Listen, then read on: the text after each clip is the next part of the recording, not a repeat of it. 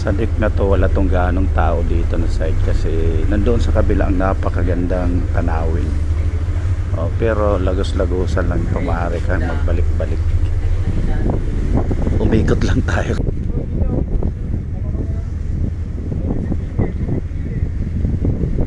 Ito Quezon na to eh. Ayan, Quezon yan dyan. Nandoon yung Burias Island, nandoon siya.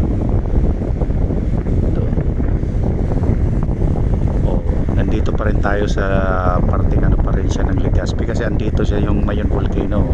Ayan o.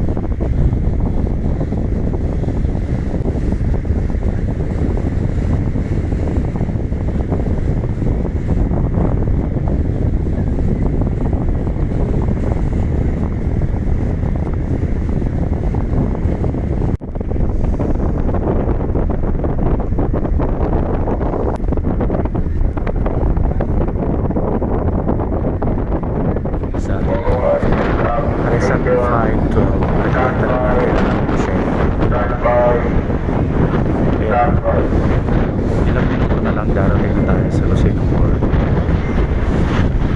Siguro mga 6 o'clock na doon na kami nasa Lucena na kasi ilang milyahe na lang yan.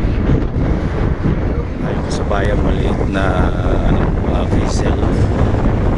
Mga fishing vessel ito eh.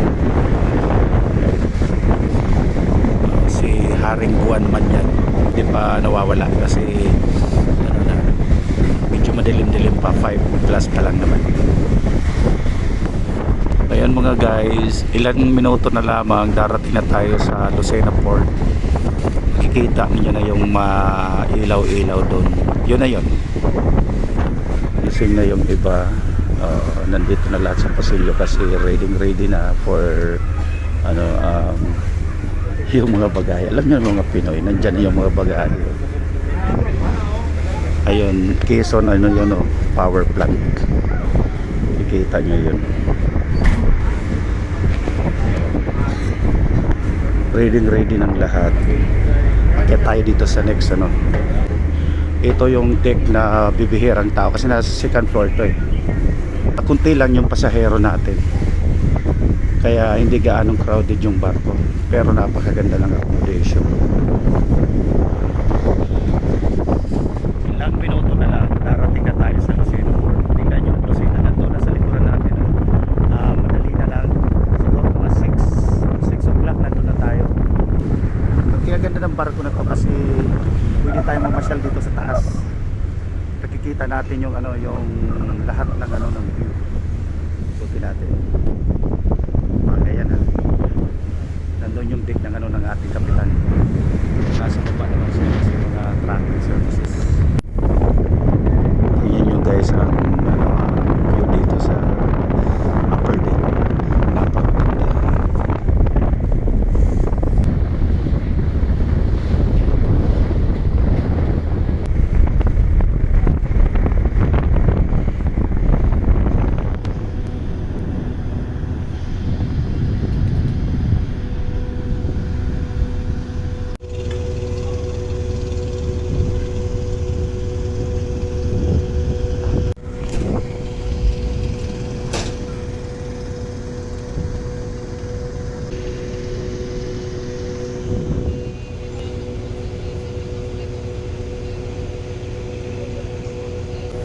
Umiikot yung barko kasi yung harapan niya nandito na sa parting palaot.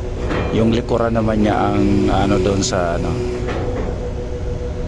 kasi nandoon yung mga tracking maglalabas, doon lalabas sa parting likuran ng barkong ito. Ayun ang breakwater niya.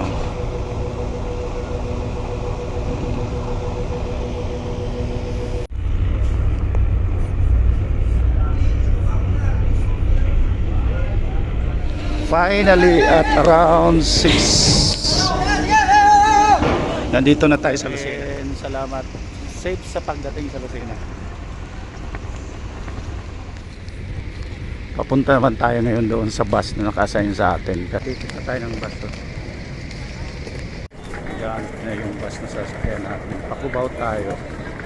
Sasakyan natin. Pakubaw.